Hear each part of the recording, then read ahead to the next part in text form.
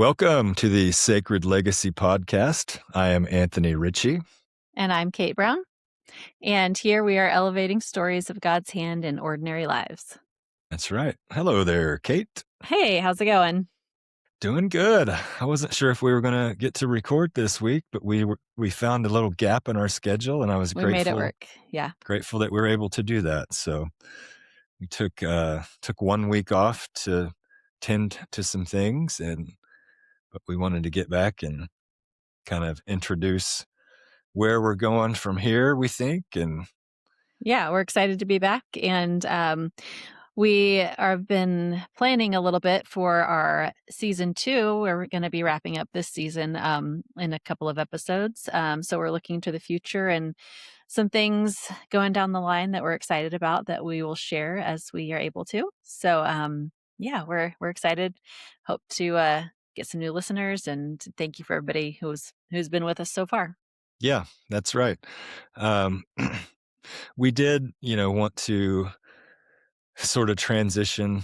I think we've done as good a job as we can with our abilities introducing a little bit about our history and how we got here. And so we're not exactly sure where to go from here, but we think that we're planning to have some more guests on and maybe, look a little at some current event type things, and not really sure where we're going to go. We're not going to try not to be political. I'm not quite sure how we can avoid that in some ways, but we'll try to do that with a little bit of grace and dignity. But we do want to ask our listeners to provide us some feedback for our final episode of season 1. So Yes, we found that when we were talking about our sort of our wisdom of nature episodes and talking about our pets, that people really like to talk about their pets, their animals or things that happen in nature that they see. So if you have a story that you would like to share with us, we have an email address. You can send those to sacredlegacypod@gmail.com. And we would love to be able to share just a bunch of stories that are funny or heartwarming, or just anything. Yeah. Yeah, we also thought we would open it up if anybody that listened to our episode 4, I believe, with the biblical Dundies Awards, which would be our Bible character superlatives. If you have Right. any of those you'd like to submit, we'll try to read some of those and give some shout outs to those of you that have chosen to stick with us up to this point. So Yes, we're looking forward to just having sort of a fun episode, just to you know honor all of our people who've been with us along the way this first season. So please send those in to us. We would love to hear from you. yep, for sure. So we wanted to kind of talk a little bit about, we are very well aware of things that are going on in our world in February 2026. And we don't want to be the type of people that put our heads in the sand like ostriches and pretend like we don't see what's going on. But As pleasant as that would be. yeah. Yeah, we can't do that. That's probably not the best way to approach our lives. So So I guess all that to say, we are fighting through some of these things ourselves. And so this episode, I think for those of you that listened to our episode before, Caitlin talked a little bit about a health issue that she had, and how her little 4-legged long-nosed friend named Ollie really kind of was a safe and kind of ministered to her and just helped her through a difficult time. And so we thought about, from that, you can glean a lot of perspective, even during times of hardships. And so we had talked about, I think we've had very, very blessed lives, but there have been some times that we've gone through some of the challenges of life, and wanted to talk a little bit about the perspective that we gained because of that, and maybe lessons we learned and failures potentially that we had during that time too. And but the idea is, even though all this stuff is going on in the world, we really get a choice with how we approach all of that information. How do we handle that? How do we keep a perspective of I still have a job to do, I have family to care for, whatever it is, everybody has responsibilities and Mhm. um, trying to find a way even in the middle of, a lot of terrible information, choosing to, find a perspective that helps you manage that, I guess is loosely what we're trying to do. Right. I, saw a post earlier this week that was like, "Well, fortunately, I'm well informed. Unfortunately, I'm well informed." Mhm. And that is honestly what it feels like right now. But, we're trying to figure out how to, live, like, healthy and faithful lives in the midst of all this, and we don't want to look away from the bad things that are going on. We don't want to just gloss over anybody's suffering. Like if we see it, we want to acknowledge it and do what's within our power to try to make things better. Um, but uh, in other ways, sometimes we have to take a little bit of a breather and just find like take a breath and see what's good around us and just some like pockets of joy that are still real even in the midst of bad things happening around us. Yeah. Well, one of my good friends always talks, and we talk a lot about, trying to find balance. And, we have a lot of things that take our energy and focus. And, it's just really trying to keep that balance between all the worlds that we kind of occupy from one moment to the next. But we were talking earlier this week, Kate, you and I, we were texting back and forth, and we we were how would you describe this? um Discussing some terrible news that was really making us angry, righteously so, I think, Yeah. probably. um and we can get a little worked up about that, and that's fine. But sometimes takes us to an unhealthy place. But in the midst of that text exchange, then my daughter got a hold of my phone and she saw that it was Uncle A that was being texted, and so she starts texting emojis to him, Mhm. just a There were a string. lot.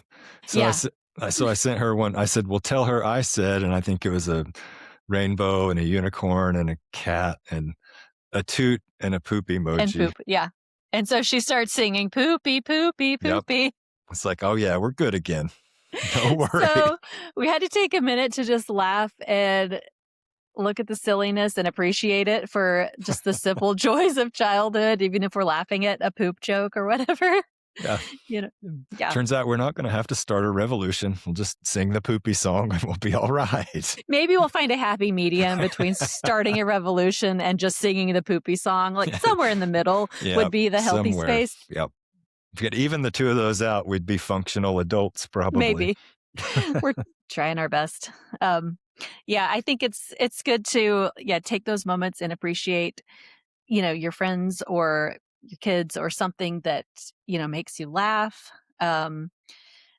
Because these things can coexist at the same time, right? There is terrible evil in the world, and there is also a lot of goodness that comes from God, whether it be just I think he gives us those good gifts. Um, I believe that too. I sure yeah. do. And just keeping in mind what is actually in our power to do. Like there's a lot of things that I can't control, but I can control like, you know, being generous to somebody in my life, or checking on a friend and making sure people are doing all right. That is within my power, and sometimes you have to focus on those things. Yep, that's right. So if we go back in history about 10 years ago, you're talking 2016, which is crazy to me to think, but Mhm. that was a, a time early that year in January that I started having some health problems. Mhm. And I don't know, I think rather than me try to tell the story and monologue and get lost and then Kate have to like fill in the details for me, I figured I think it was her idea actually. She's like, maybe I should just interview you about that experience. And then maybe she can kind of keep me from, Yeah, we can have some back and forth about the situation. Uh, do you want to give us an overview or do you want me just to launch into questions? I think you can launch into them from basically you'll start from the beginning. So, Okay. So yeah, we are going to talk about some of the hardest times that we've gone through. Not the hardest, but definitely some challenging times health wise, and just sort of, you know, what we've learned, what we take away from those experiences, because they do shape us and help us to grow. Um, so, with that being said, I'll ask you just describe those initial symptoms that you started having in January. so it felt kind of like any time that you've been sort of run down, your body gets tired. Initially, I just thought I was just maybe not getting enough rest, and but started running fevers and having body aches, and I was like, okay, I caught a virus. And I was still working and just trying to just grind away, and but starting to have more significant fevers. And after I don't know 3 or 4 days, I spiked to like a 105 fever, and I was like, okay, I probably better get to the hospital.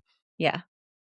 And so, at that point, I just assumed it was just a virus and my body had just, not fought it off. So, wasn't super concerned except for a trip to the ER and getting admitted to the hospital. And, Hmm. and then all of the questions started coming from there. Did they give you any clarity on what was going on at that time? No, they thought it was a virus. And they thought it could have been like some sort of autoimmune condition, um, maybe a tick bite, something kind of obscure. Um, but nobody could figure it out. I saw a Mhm, rheumatologist, a hematologist, a infectious disease. I mean, you name it, mhm, and just kept running these fevers. And so anyway, they gave me some, corticosteroids, and fevers went away. They sent me mhm, back home. mhm, I felt good for the 5 days that I took the steroids, and then fevers back mhm. immediately. Yeah. So at that point, I'm like, okay, we've already tried to figure out a lot of things. We're got some more work to do, I guess. Mhm, At this time, I was still working, well, attempting to, but it wasn't really capable of doing that. I mean, I was turned into a family medical leave situation. yeah. I remember that time, and I just remember that it was very frustrating, the situation, and not knowing what was going on and why you weren't feeling, up to your normal self. Um, so as things went downhill, how did you feel emotionally? Like, where were you at during that process? Well, I do work in the medical field, which can be a blessing and a curse, I suppose, Mhm. at the same time. And so at this point, I'm really just searching for answers Yeah. because I feel like it should be something that we could figure out. Um, so I continued. I basically, was living my life between doctor's appointments and biopsies and all this stuff. And at some point, I thought maybe this is psychosomatic. Maybe I'm just crazy, and Mhm. there's a reason they can't figure out what's wrong with me because I'm just. Mhm. So I mean, a lot of questions, but more just like let's figure out what this is, and then we know what we're supposed to do. It was Mhm. really the not knowing for me that was the hardest. Um, but I kept losing weight too. I mean, it was just run fever, fever, fever, and these were like ridiculous fevers. I mean, I would 3 or 4 times a day go through these cycles. I would shiver, fever would spike, fever would break. I would sweat so much I had to change clothes, change the sheets on the bed, lay on towels like 3 or 4 times a day. Mhm. I will tell you, if you want to lose weight, run fevers for 2 or 3 months. Gosh. I I think don't think I lost almost 40 pounds, oh my but gosh. Ugh, that sounds terrible. yeah, went from like 195 to almost 155, like 157, I think was the lowest I got. My goodness. Yeah. But Oh, yeah, you start becoming a little bit fearful, right. um, and really just like, what's wrong with me? Like, just tell me what it is. Yeah. Um, so how did the people who were close to you respond? Like, is there, family or friends or coworkers that anything that they did or said that, influenced your perspective Mhm. or how you felt about things? I had massive support from, um, friends, neighbors, coworkers. I think it was very humbling for me, and it was one of those things where I sort of had to take my own advice that I had given to dad when people were trying to be generous to him. Mhm. You know, I remember telling him, and he turned around and told me the same thing later. But Don't you hate that? yes, Using my own words against me. but I told him, I said, Dad, I know that you're a proud person, but I was like, you can't take the opportunity for somebody to bless you in a time of need. You can't take that from them. Like, Mhm. and it was hard for him. And then he, you know, 7 or 8 years later, he was like, "Do you remember when you told me that?" I'm like, Uh-huh. "Yes, you're right." Yep. But it was really just something that I really appreciated, and I was grateful for people that organized meal trains, and I was taken care of at work. In terms of I didn't feel like I was leaving my team in a terrible position, and they were like, "Take care of your health," Yeah. um, and of course, family and friends and text messages and cards. It was Uh, and I know a lot of people praying for me. Yeah.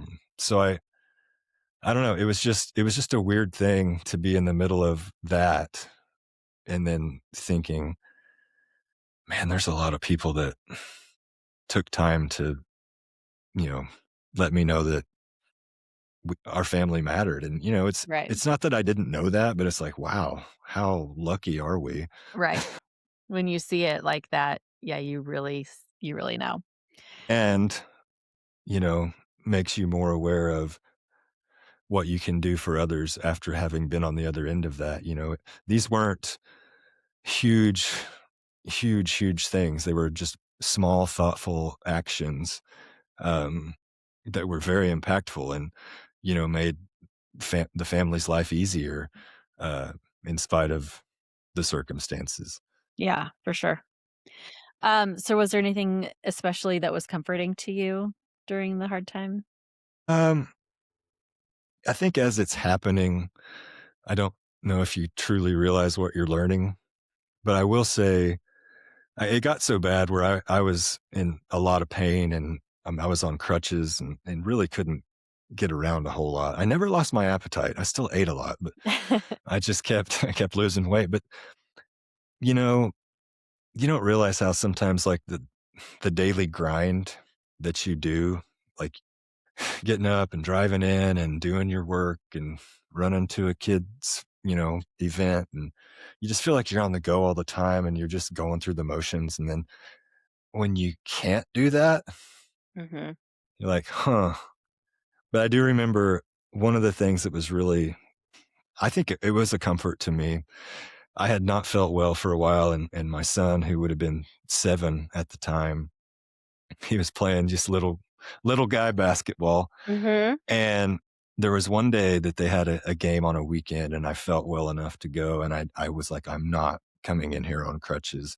Mhm. And so I kinda gimped it in there, and I just saw all these friends, of his parents of his little teammates, and, I was aware that people recognize, "Hey, they're," and it was just very touching because, it was just like it was a big deal to be able to go just watch his game.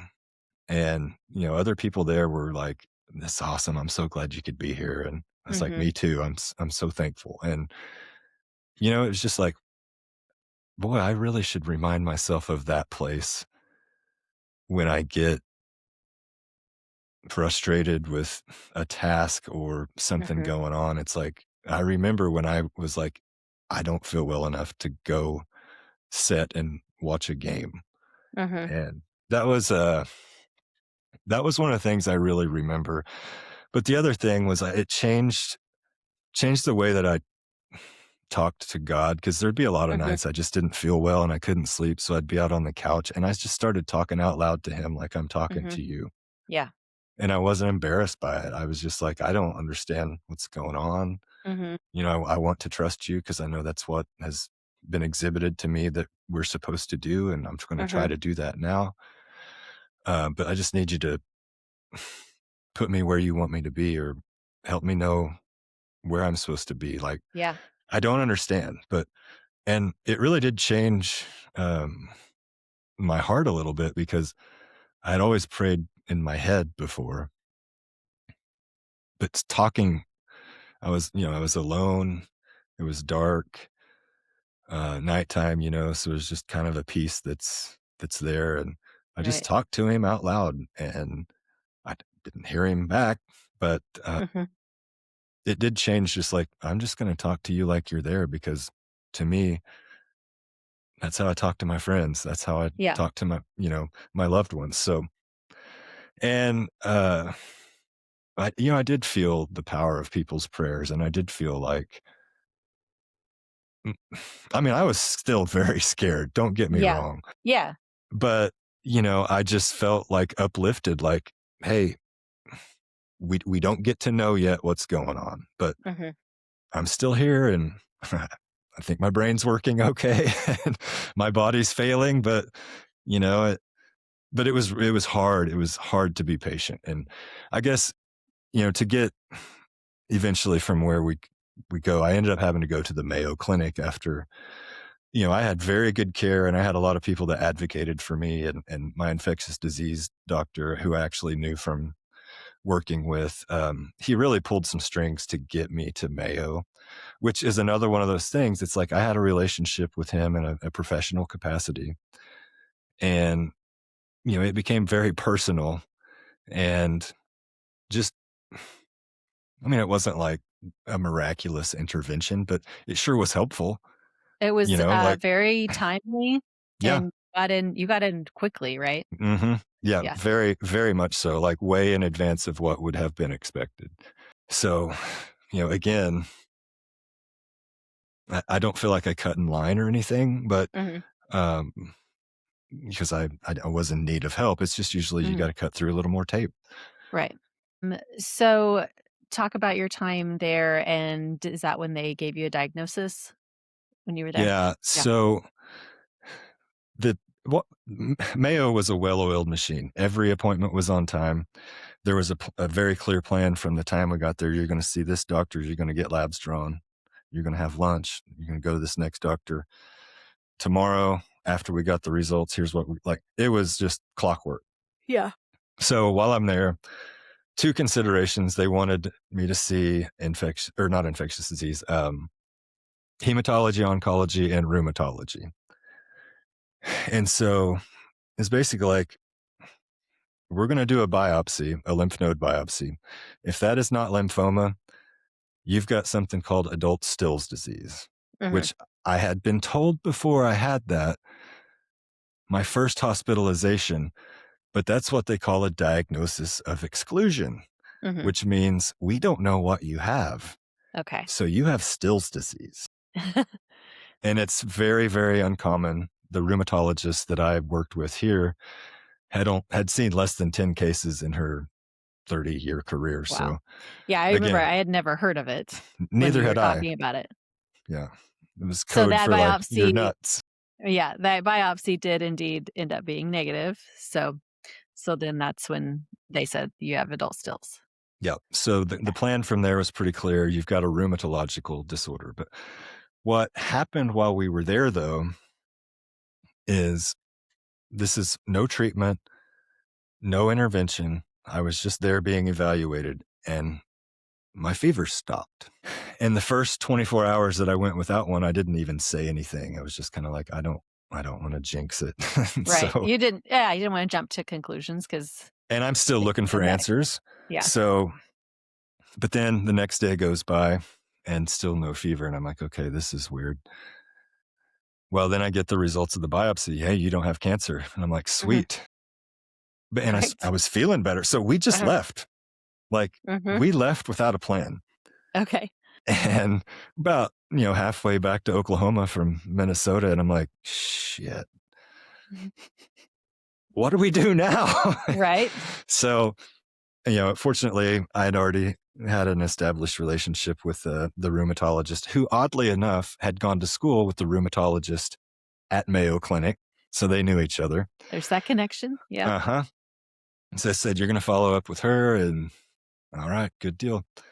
So they decided they were going to put me on immunosuppression with methotrexate, which is like it's actually a chemotherapy drug, but, and then also like prednisone as this, steroid just to keep my Yeah. immune system from freaking out. Yeah.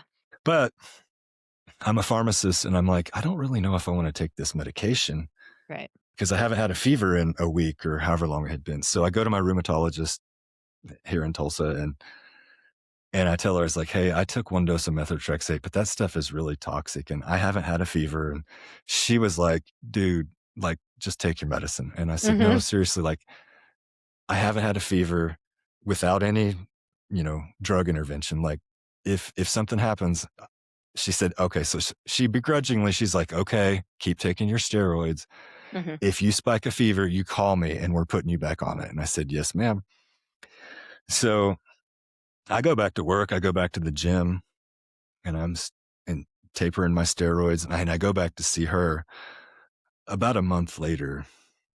And I go in there and I'd gained some weight back. And it's because she walked in kind of like, I'm not sure what I'm going to see here because Right. this Yahoo thinks he knows best and he's going to be a mess. And so, I'm sure people who are in the medical field are hard to treat as oh, patients. yeah. Yeah. Would you say that's true? Yeah, she was like, "This guy thinks he knows better."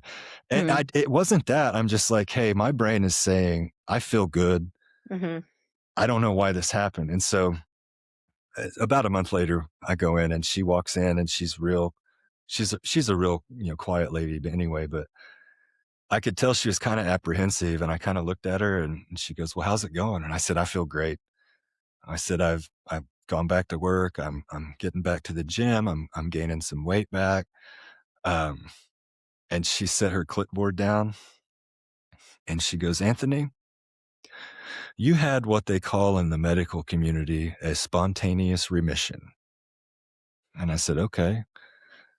And I felt like I kind of knew what she was getting at, but she said, "I think you had a miraculous healing." And I said, "Yes, ma'am, I believe I did too." I said, "Well, what do we do from here?" And she said, "Well, as far as I can tell, I don't know why it happened, but your disease is gone. And, I can't tell you that I know that it may never come back." But she said, I and again, isn't something that she'd seen thousands of times. It was, Mhm.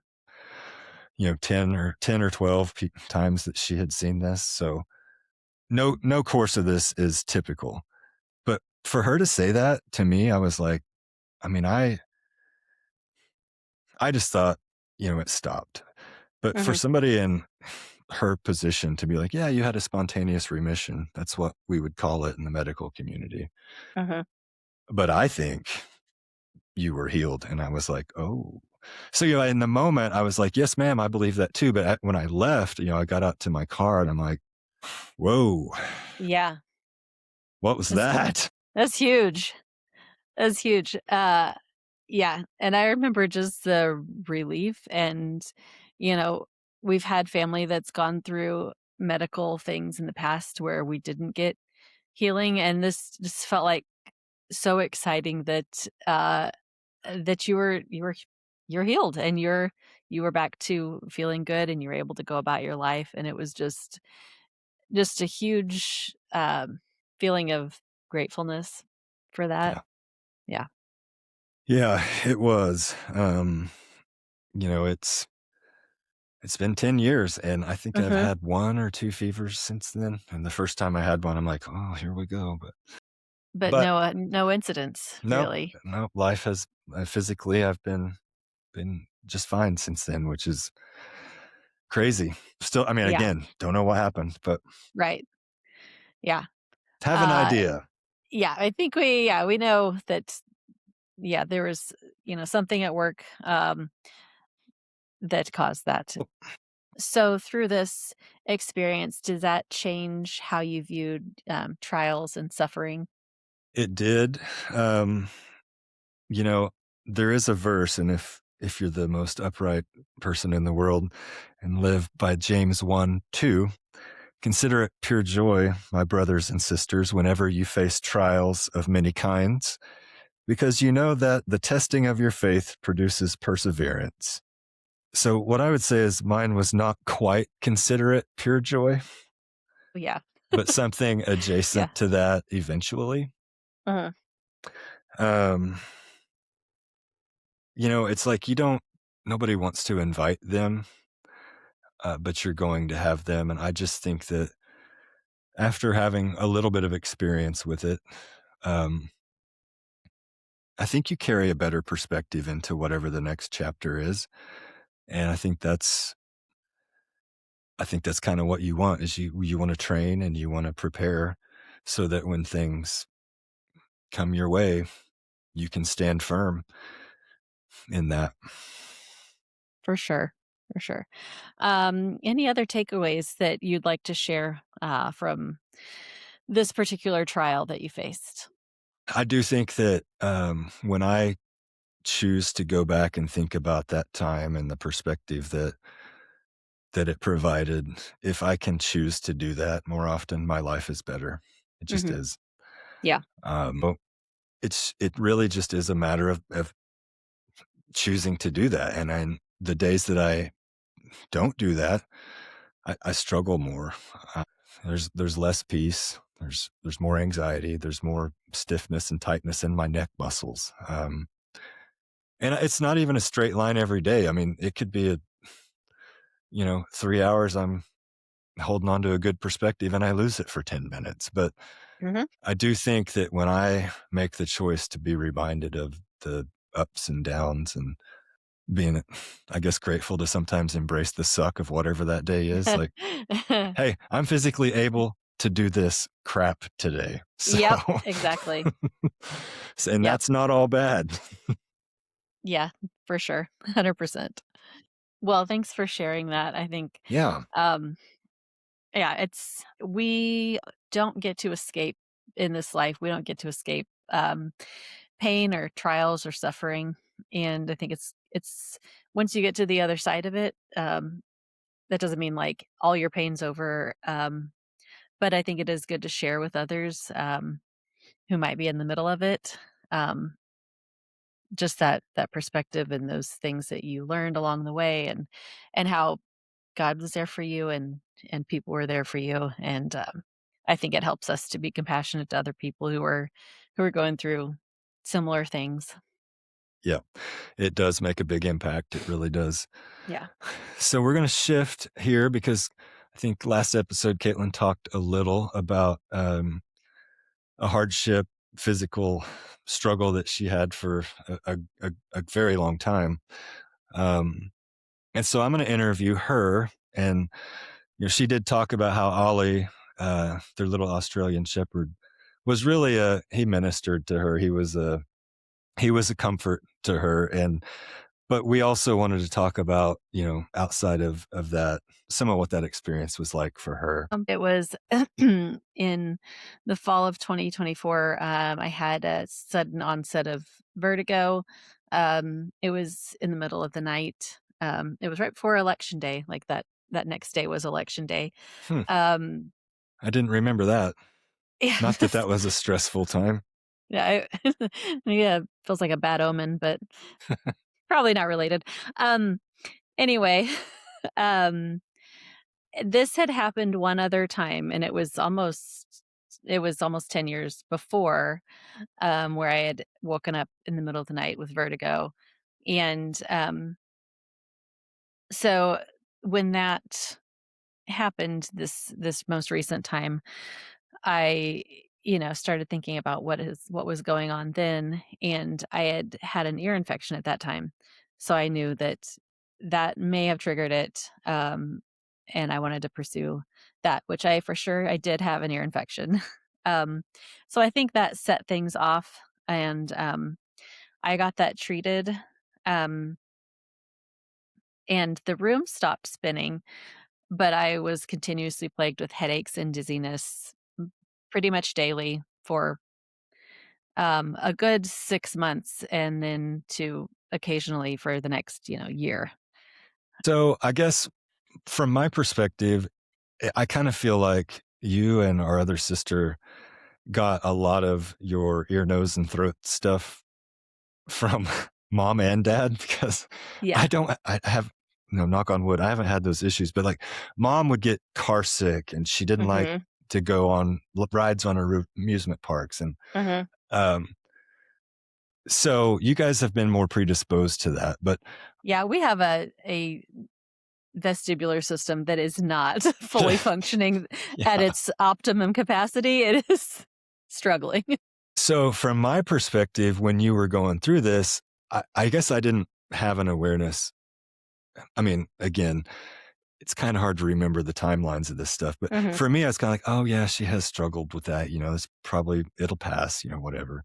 Mhm. But I did want to ask you, you know, talking about year and a half leading up to now, what was different like about the onset of it this time and the symptoms that you were having in comparison to like maybe these shorter periods of it happening? Did you know immediately or Yeah, it yeah, I've always, been prone to motion sickness and I got dizzy easily.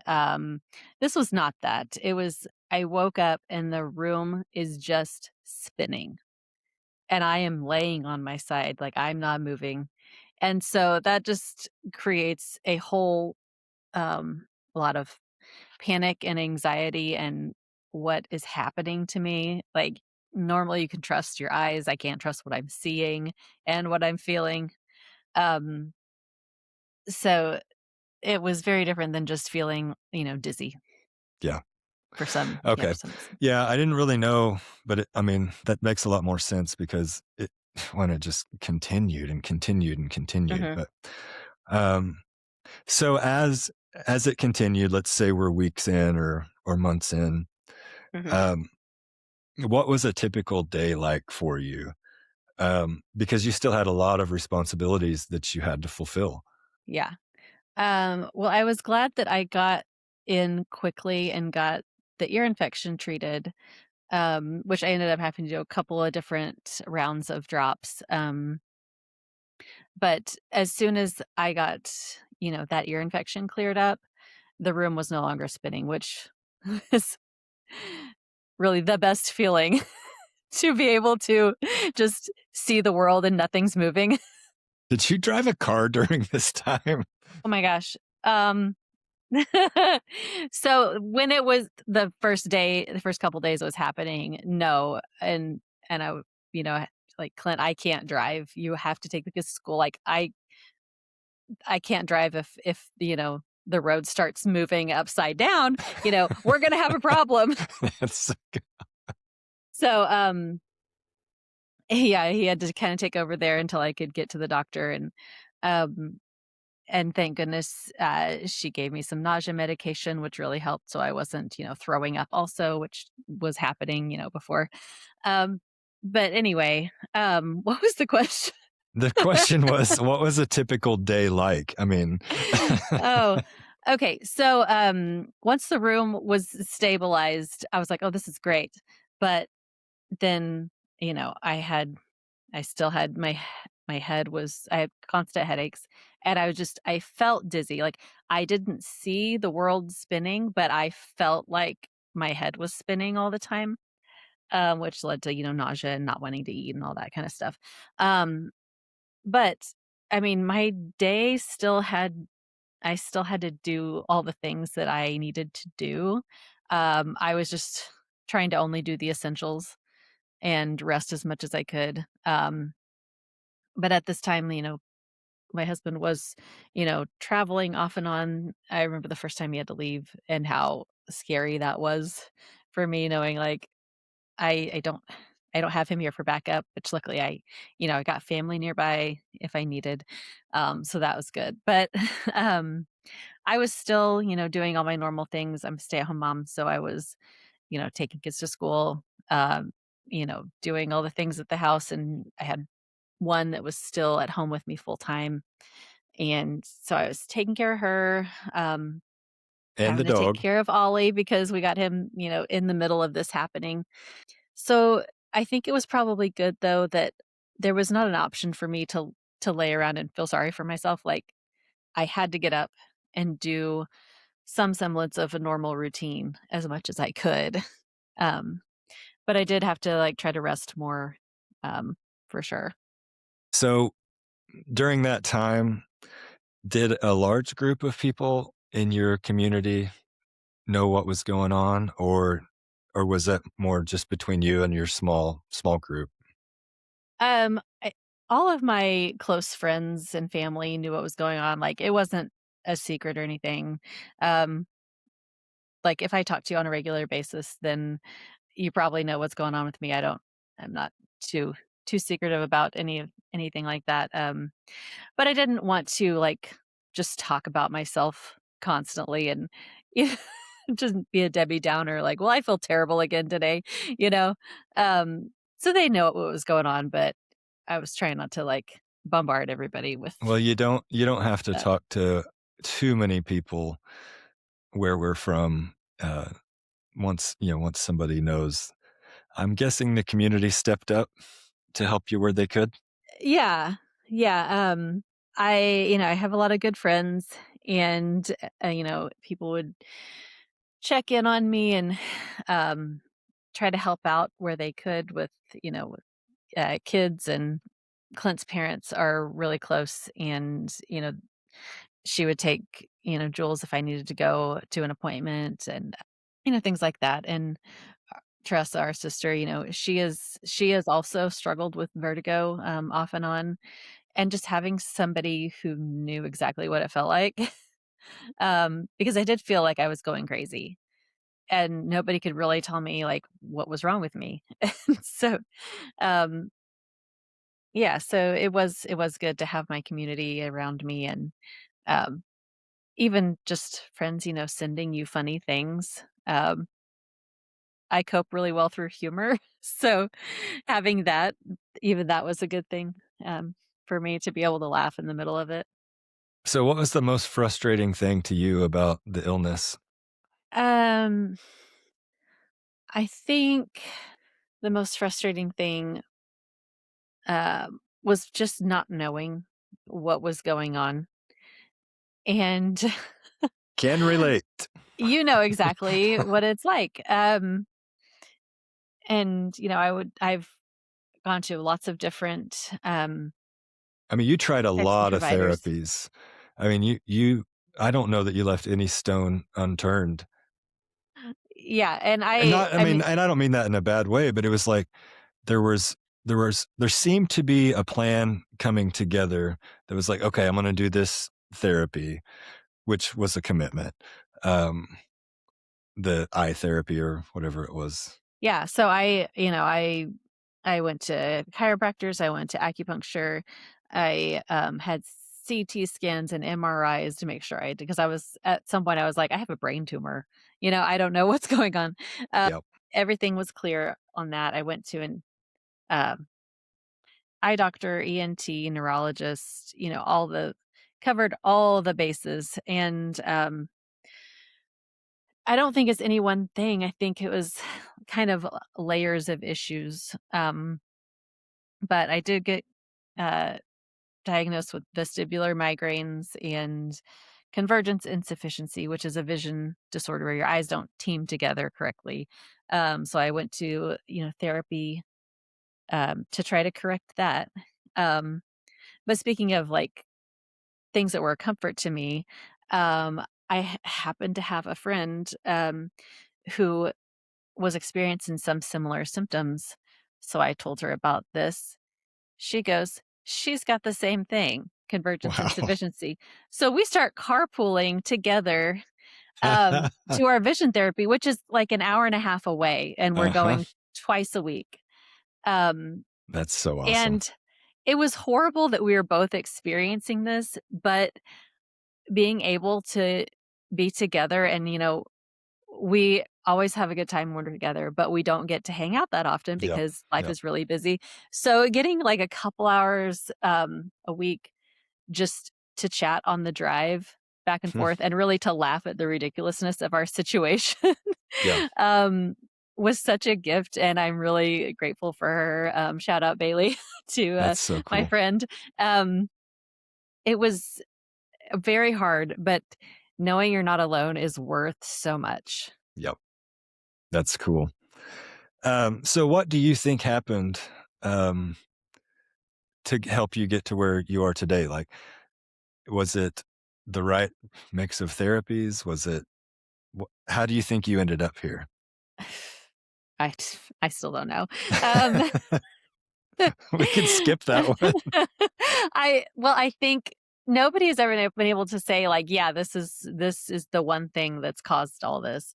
I think I just have a several things that contributed to a perfect storm, and I think my system is like really sensitive anyway. I would really love to be less in tune with my body, but for whatever reason, I'm way too in tune with it. Um, so yeah, there's, the migraine component, the ear infection component. There's also a hormone and anxiety component. I'm almost 100% sure. No doctor has told me that, but Yeah. um, when I have a hormonal shift and when I have a super stressful situation, I will feel dizzy. Um, so I think it took a lot of time for my system to not feel so overwhelmed and just to get to a place where I feel sort of normal. And, I have some medications and some supplements that I think have helped me get to this point to sort of prevent those migraines and things like that. Um, so yeah, I don't have a good clear answer for that. I'm just really thankful that I feel like I'm getting my life back a little bit and feeling more normal and able to do the things that need and want to do. I'm thankful for that for you too, very Yeah. much so. So, how do you feel that you grew through this experience? Or how do you feel like your faith was tested, or kind of just what is your takeaway from that experience? Yeah. I think one takeaway is just an appreciation and a gratefulness for um the good days because in the middle of it, like there was a lot of almost despair that I felt during the worst of it. And then I would have like one good day and I'm like, okay, I can be thankful for this day and for feeling better. Um, not knowing what tomorrow is going to bring, but just appreciating what I had that day. Um, I think I've understood like I prayed so much and sometimes it was just like I need help. Like I cannot do this. Um so I think just understanding that hard times are going to come, we're for anybody. Um and we don't get to choose what those look like. And as much as we don't want to experience them, like that's just the reality of living in a broken world. Um So I think it helps us to have compassion on others who are suffering. And when you get to the sort of the other side of whatever trial, then you're able to relate to somebody who's going through the same thing or something similar, and you can be there for them. Um, but just knowing that it's not necessarily like we did something wrong to deserve this. It's just everyone goes through hard times. Um, and some days I really did not have a good attitude about it. Um, I was incredibly frustrated and angry, at times. But yeah, we have to try to choose, how we're gonna approach them and our attitude and, yeah, and lean on our faith and God to help us because a lot of times we can't do these things on our own, you know. We definitely need some help for, um, finding hope Yeah. in the midst of these trials, so, yeah. Yeah, and don't be afraid to accept help. Yeah. Be definitely. gracious with giving it and be willing to accept Mhm. it, I guess, is what I would say. Yeah. If anybody's taking advice from me today, take it or leave it. It's free. Yep. For sure. so, so as we transition into our final segment of the show, accidentally spiritual. Mhm. Um, Actually, I'm going to go a different way from what I thought, just Okay. because of how the conversation went. So, you want me to lead off, or you want to? Sure, you go ahead. Okay. So, as we were talking through, you kind of going through these questions. I wanted to um, just to tie in.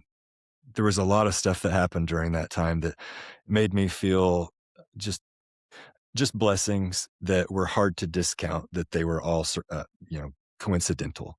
Mhm. Um, it led to me meeting a good friend of mine named Justin. So I have a Tulsa Justin and I have an Oklahoma City Justin. So Right, and when you this, talk about them, I have to be like, yeah, "Which one is this?" Yeah. this is Tulsa Justin. And through a group of mutual friends, right as I was coming out of the symptoms and back to work and kind of back on my feet, mutual friend of ours reached out. Um, because she knew that I had gone through this, and she knew Justin, and she's like, I really think it would help if, maybe you just talked.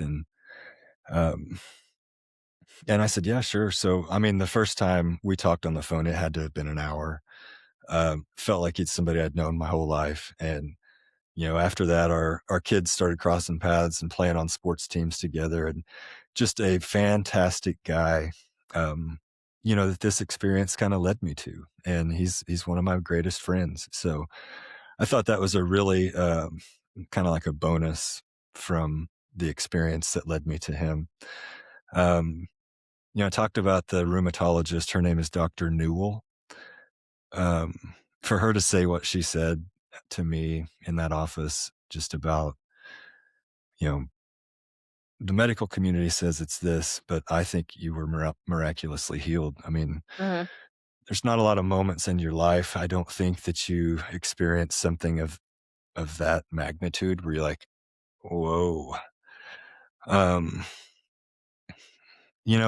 and my our friend Chris, who was our first guest on the show, um, when we went to the Mayo Clinic, I was there for about a week, and you drive up there and you got expenses and everything else. And so um, when I got back home, I had a letter from Chris, or a card from Chris, and there was a check in there. And I'm like, what is he doing? Like, why is he sending me money?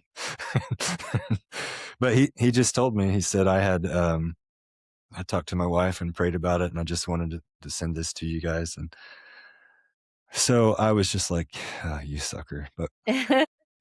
Um, but I mean, I did appreciate it, but I was just like, you didn't need to do that. And I was taken care of by my work while I was out. So I was not, but whatever it was, um, I got my credit card statement back a few weeks, or maybe a week or two after that. And the only thing that was on there was expenses from the trip. And my credit card bill was nearly exactly the amount that he had sent me in there, Oh, man. within a few dollars. That's amazing. Um, and I called and I said, hey, I just wanted you to know this. And now I'm telling on him. But I mean, it just, yeah, I mean, I met an Uber driver during that time that actually was taking a car to the shop and just needed a ride back to work. And, in a 10-minute Uber drive, I was telling this guy my life story and got ready to get out of the car. He just taken me back to work. And he said, do you mind if I pray with you? I was like, Wow. that'd be great, sir. Yeah. I Just will take like, all that I can get. Yeah. um, and then that same year I got laid off, um, 4 or 5 months after the disease, you know, was healed. And, it's another stressful time, but I think that perspective helped me take that new challenge in life on a little Right. easier. So I was like, I've been fearful of death this year, I can figure out a job. Right. Like, throw it at me, like, "What do you Yeah, got?" I have right. faced down this giant. Yeah, Exactly. so all of those things together, that was my accidentally spiritual after reminiscing through those Okay, times. I thought of a different one also. Okay, good. We're just going on the fly tonight, guys. So I put this necklace on tonight, which I haven't worn.